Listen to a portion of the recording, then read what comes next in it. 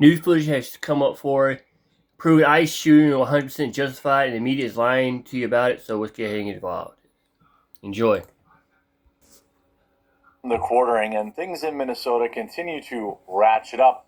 Although this morning, Tim Walz has finally reached out to Donald Trump and asked them to work together. I don't really know what that means exactly because Minnesota has been completely unwilling, not the people of the state, well, some of the people, but the government has been completely unwilling to, say, open the books on all the potential fraud in their food stamp program. What is going on with the Somali daycare frauds?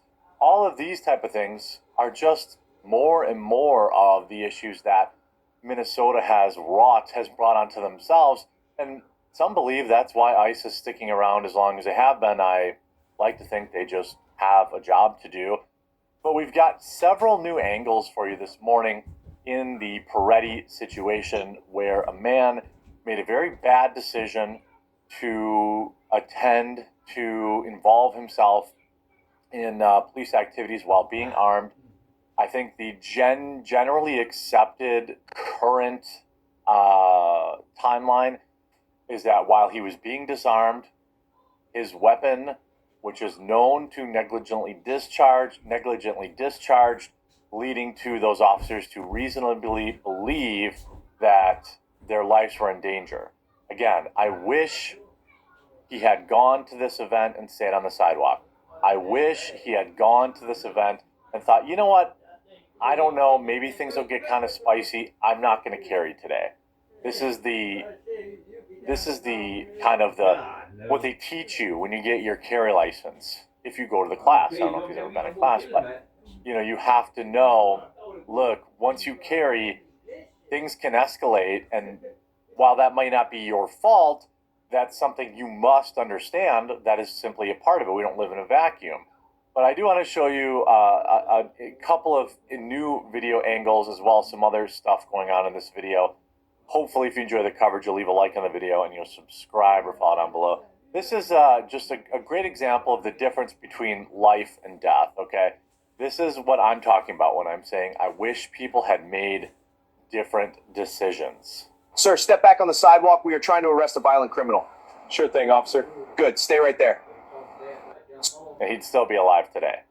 That's obviously an AI-generated video, but if he had done that, he'd still be alive today. We also have two different videos. I know Tim showed this one earlier today, but I know I've got another one that he didn't show, and I've got some other stuff going on here too. More information around Alex Peretti. But we do have this footage that I think also leads to, there's basically two scenarios here. One, there was the negligent discharge, which led to spooking the officers after someone had already declared out loud that he was armed, and thus I believe it was a good shoot. The other one is these officers reasonably perceived, after being warned that he was armed, when he had reached to his back, to his holster, and swung his arm back around. Now, it could be his cell phone here. It could be, people say it's a magazine. I don't know why he would have pulled a magazine. That doesn't make any sense. It makes more sense that it's his cell phone. But what the officer sees is this. The officer sees him reaching and pulling. That's what they're saying, reaching and pulling. That's all they see. It doesn't matter if it's a tennis ball in your hand. The officers have been warned that you're armed, and they see you reach behind into your waistband and pull. And again, that also would make this a very reasonable, lawful shoot, not one that, anyone can feel good about.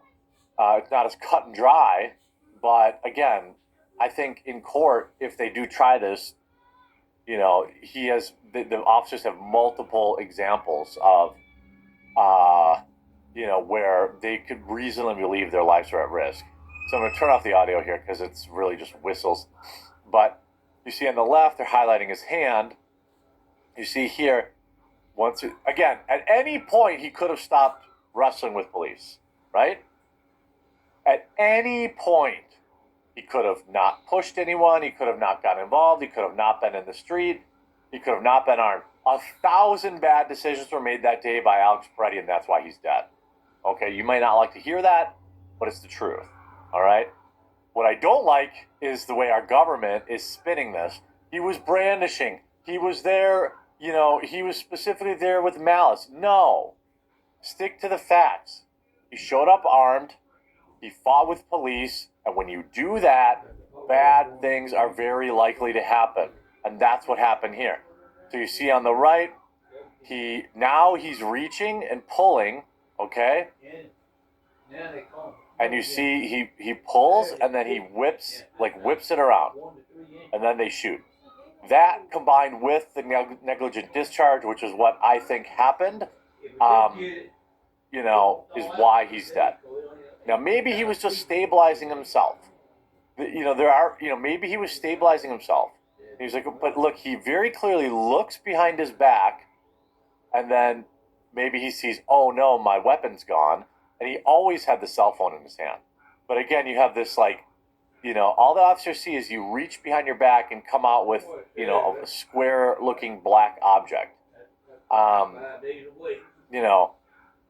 They also point out, Officer Liu points out, if he had not been disarmed, he probably would have pulled his weapon at this point.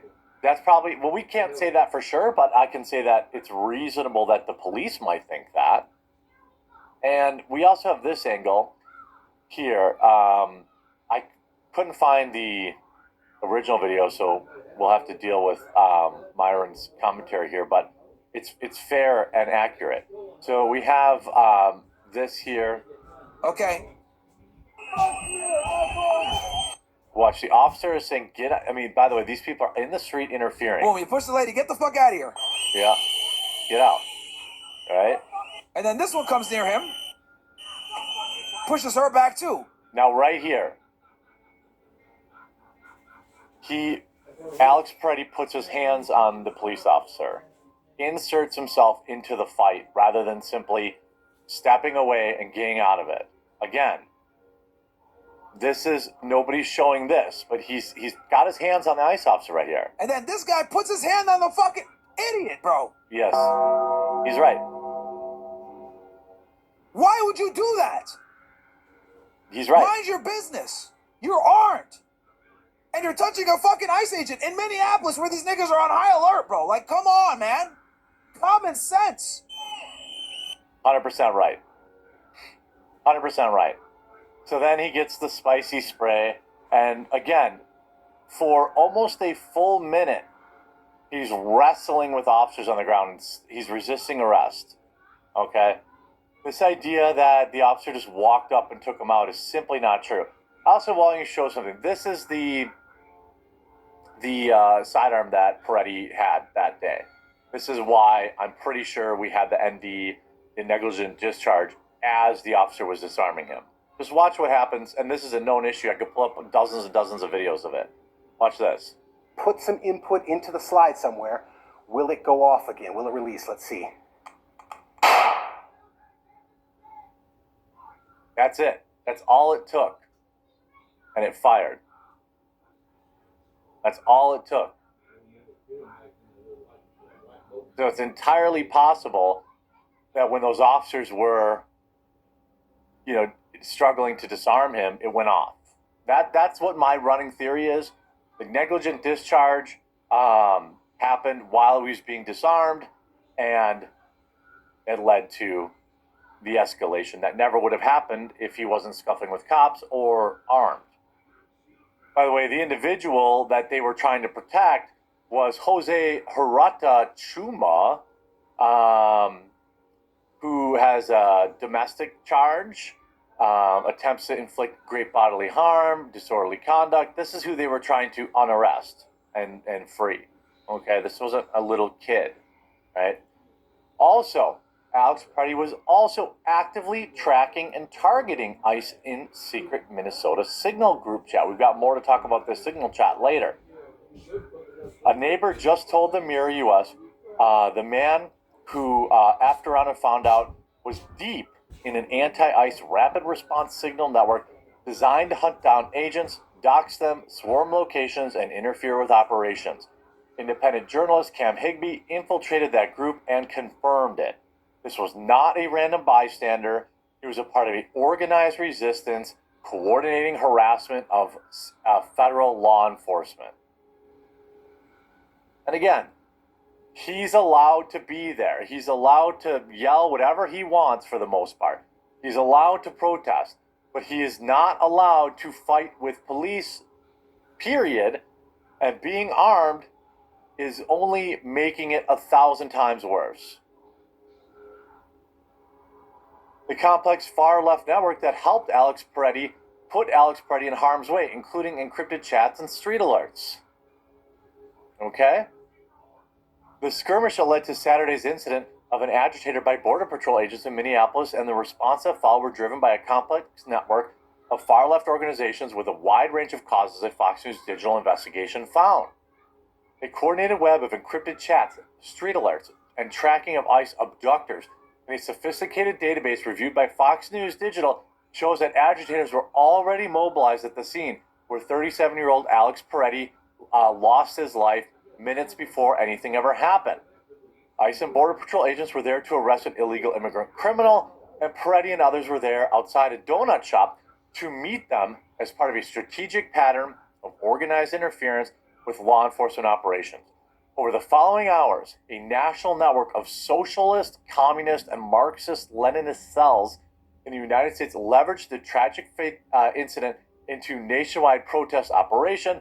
While grief and outrage over Peretti's passing is genuine, the network's real-time rapid response using short sensational video clips and emojis as weapons of propaganda offers a window into disciplined logistics, messaging, and a coordination of far-left warriors fomenting insurgency-like confrontation with authorities. This guy was not minding his own business. Okay? That's not what this is. It wasn't some dude who was just minding his own business. That's not what happened. Okay? This is a guy that was taking part in these signal chats and actively stalking down officers, actively trying to de-arrest people, actively in the street, actively putting his hands on law enforcement while armed.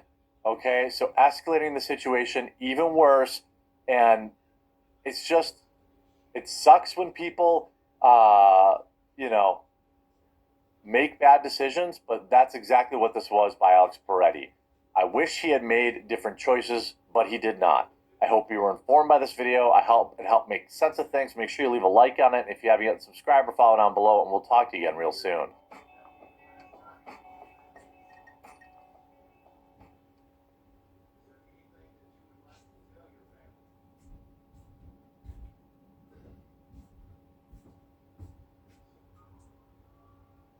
Large-scale protests continue in Minneapolis as a court hearing is scheduled for today after a Trump-appointed judge ordered DHS to preserve all evidence in the fatal shooting of Alex Peretti, following a lawsuit filed by